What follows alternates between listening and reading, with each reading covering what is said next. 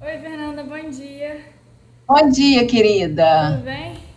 Tudo Eu ótimo. queria começar pedindo para você se apresentar brevemente, falar um pouco sobre a sua trajetória profissional e como você escolheu a profissão que você exerce hoje. Boa. Então, quando eu entrei na faculdade, eu já sabia que eu queria trabalhar com crianças. Eu não sabia que eu ia parar na escola, né? Minha primeira experiência em escola foi como mediadora, de uma criança com síndrome de Down.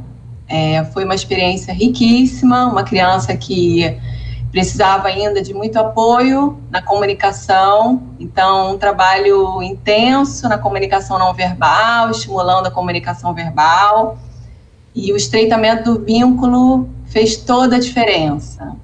E aí depois disso, eu tive a certeza de que a escola era o lugar que eu queria trabalhar, né? Os meus últimos 3 anos foram em Portugal, né? Que eu vivi uma experiência diferente. Trabalhei um tempo numa comunidade de aprendizagem, onde eles tinham o mesmo modelo, né, da Escola da Ponte, de Portugal, e depois também passei uma temporada numa escola, Forest School.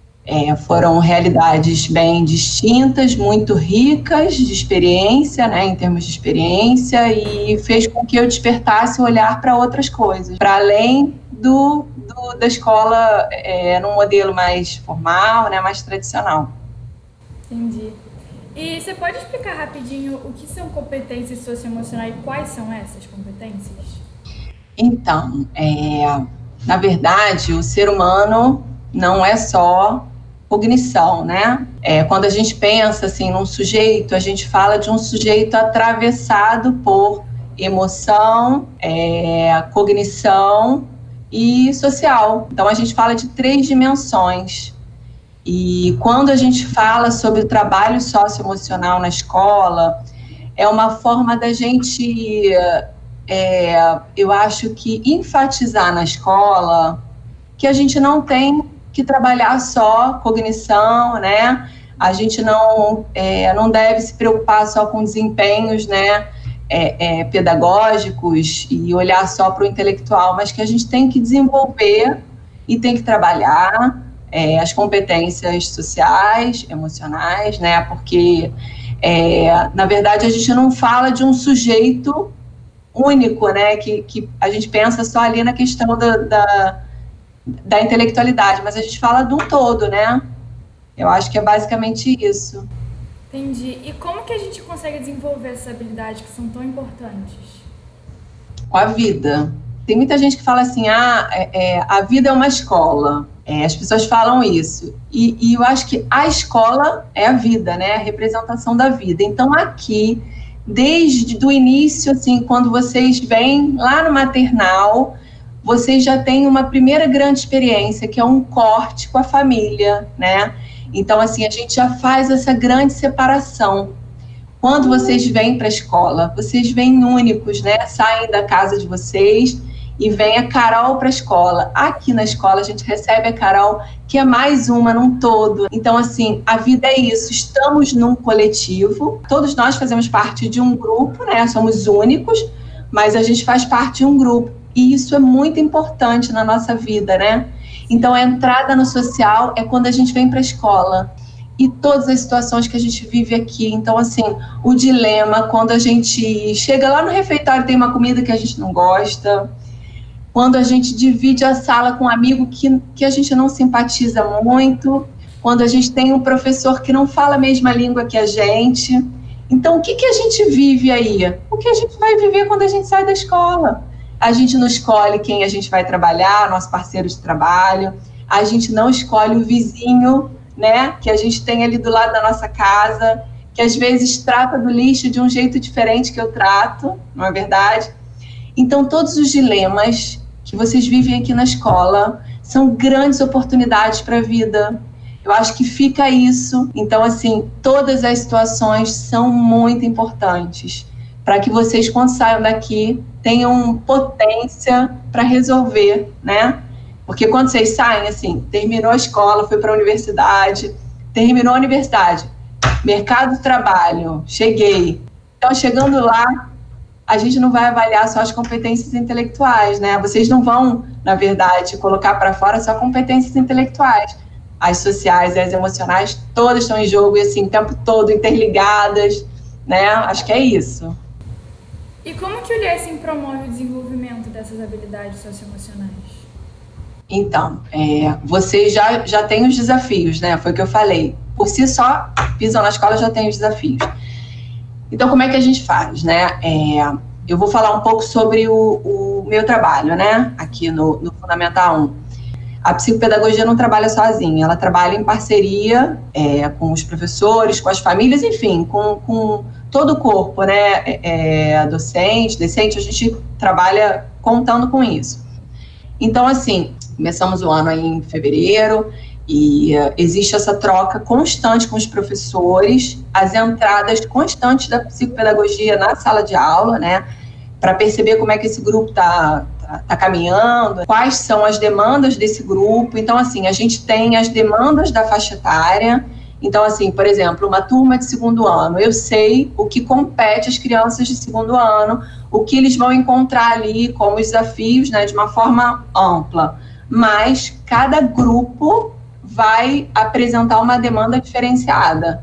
Então, e aí a gente vai traçar estratégias para esse grupo com as professoras, entende? Então, assim, a gente fala muito também sobre as emoções, né? Então, temos emoções primárias, né, que atravessam aí todo mundo, e que é importante a gente falar sobre elas. Então, assim, tivemos aí uma questão com um grupo sobre educação física, né? Estavam na educação física, um grupo perdeu, e o que ganhou acabou implicando e falando o que ganhou, contando vantagem, e o que perdeu ficou super chateado. Então, assim, a gente tem um material de trabalho para trabalhar com esse grupo. Isso é muito típico do Fundamental 1. E a gente fala sobre isso. Olha, gente, num jogo alguém vai ter que perder, né? E a gente sabe que perder não é bom. O que a gente sente quando a gente perde? Então, vamos falar sobre isso, quais são as emoções, né?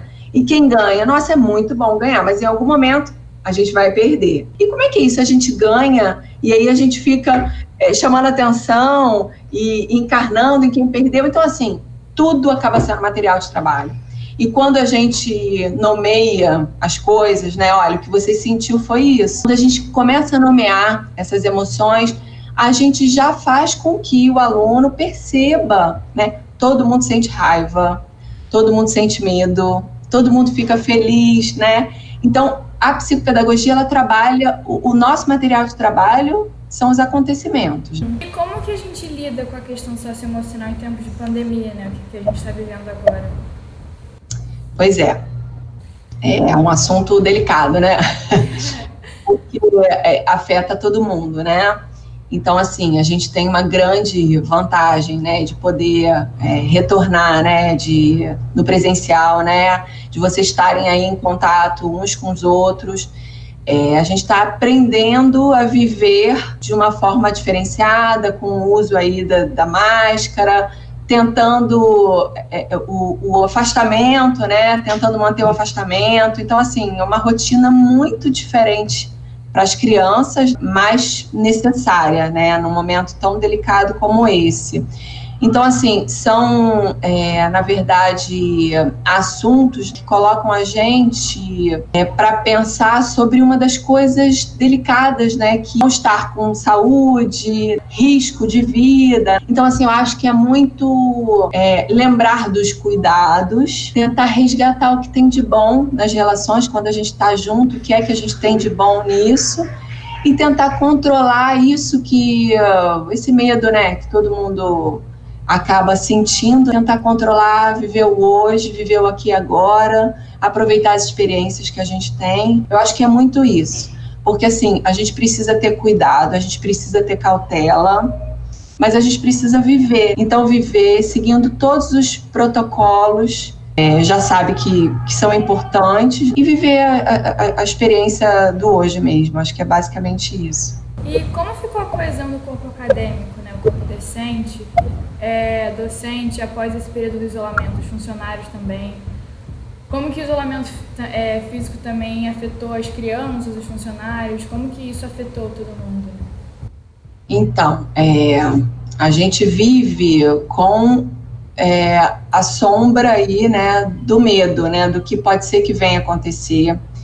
E o sentimento, na verdade, a gente vive um período de instabilidade, né? A vida já a gente fica o tempo inteiro ali, né, sabendo que pode ser que aconteça o inesperado, o improvável, agora mais do que nunca. Então, assim, as pessoas chegaram, né, muito felizes com o retorno, porque é muito bom trabalhar, estar em contato com pessoas, mas é claro que com receio, porque é um medo real, é um medo mundial. Então, assim, e eu acho que é aprender a lidar com isso. Quanto a gente vai conseguir conduzir a situação, né, o dia a dia, fazendo com que aquele medo não saia do que cuidando para que esse medo não venha de uma forma desproporcional. Então, assim, cuidando desse medo, né? Sim. E houve uma procura maior por atendimento, acolhimento por parte dos alunos, você percebeu isso? Porque no ensino médio a gente consegue ver muito isso, né, com coisa de vestibular e tudo mais. Logo após a pandemia teve uma procura muito maior do setor psicológico. Você percebe essa diferença no ensino fundamental 1? Então, assim, eu cheguei na escola esse ano, né? Então, a experiência que eu tenho é desse ano. Mas, assim, eu acho que, de um modo geral, não se diferenciou muito, não. A gente percebe as crianças um pouco mais agitadas, é claro, né? Porque passaram um tempo maior em casa. Então, assim, com mais necessidade, né? De brincar, de trocar. Afinal, foi muito tempo aí longe do grupo, né? Então, a gente percebe também a questão esses dilemas que a gente falou, né, que eu falei logo no começo, com os amigos, né? Então, assim, de certa forma, as crianças agora parece que estão um pouquinho mais sensíveis a isso. E a gente, em sala de aula, procura dar esse apoio, e quando a sala de aula já esgotou na sala de aula, eles vêm um pouco falar individualmente na minha sala, ou em grupo mesmo.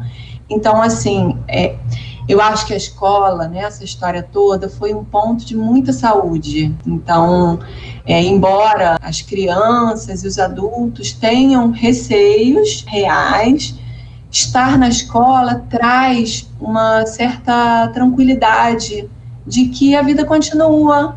Como é bom estar em contato com outras pessoas, como é bom aprender com os outros e aprender coisas novas. Então, a escola traz um ponto de saúde nessa história toda. Com o isolamento também, falando um pouco mais sobre isso, quais foram as questões socioafetivas que poderiam ter sido comprometidas com o isolamento? Então, assim, comprometidas, né? Não sei, assim, se a gente usaria essa palavra. O que a gente tem aí de perda? O que a gente, eu acho que, contato social, perdeu isso, né?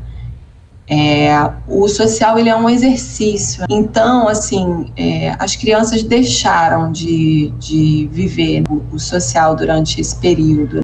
E é claro que quando voltam para a escola, né, dependendo ali da faixa etária, do momento de vida de cada criança, é claro que sentem mais dividir as coisas, entrar em acordo, colocar o seu ponto de vista, entender o ponto de vista do outro. Então, tudo com relação aos dilemas sociais, a gente vê que eles se apresentam de uma forma mais potente, depois que ficam um tempo maior em casa. O que me chamou a atenção, assim, como a gente vive um momento de instabilidade, na última sexta-feira, o governador se posicionou sobre a situação das escolas e agora com a situação como a gente tem a internet, as informações elas vêm de uma forma muito rápida, então a possível ameaça, né, durante o período escolar, a possível ameaça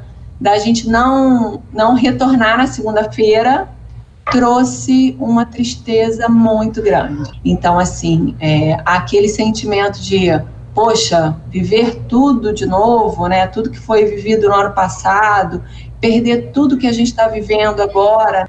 Na escola a gente vive coisas muito, muito interessantes. Então, é o lugar de muita coisa boa. A gente trabalha muitas coisas, mas a gente também compartilha muita coisa boa, né?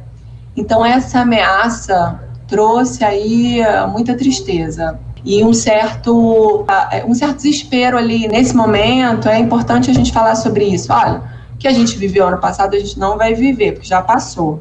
Então, hoje a gente já tem uma doença que a gente já conhece, essa doença, e a gente já tem recurso da vacina. Então, assim, se tiver que voltar para o período do isolamento social, não vai ser como do ano passado. Então, vamos tentar acalmar um pouco. Os fatos hoje são outros, né? E tentar acalmar um pouco para viver o que a gente tem para hoje. Foi basicamente o que a gente conversou, da forma que a gente tem tratado, né? E, Fernanda, só para fechar, como o seu trabalho impacta na vida dos alunos fora e dentro da escola? E como que você acha, né, que você consegue impactar na vida dos alunos? Olha, eu procuro olhar cada situação como única, sabe?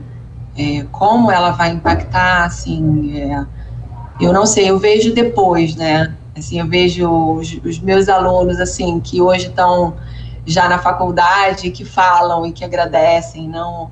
Assim, eu acho que a longo prazo eu consigo perceber isso, né? A curto prazo eu não sei te falar, talvez as famílias consigam falar de uma forma mais expressiva, mas eu consigo te falar o que eu faço. Então, assim, eu cuido de uma forma muito singular das situações, né? Então, não tem problema para mim, pequeno, médio, grande. O que o aluno traz, o que mexe com o aluno, para mim já é importante.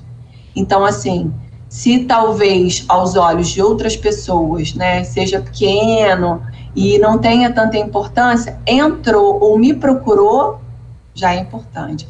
Então, isso já vai ser tratado dessa forma. Então, se hoje você me procura para falar sobre um determinado assunto, eu vou olhar para ele como um assunto muito importante, porque ele é importante para você.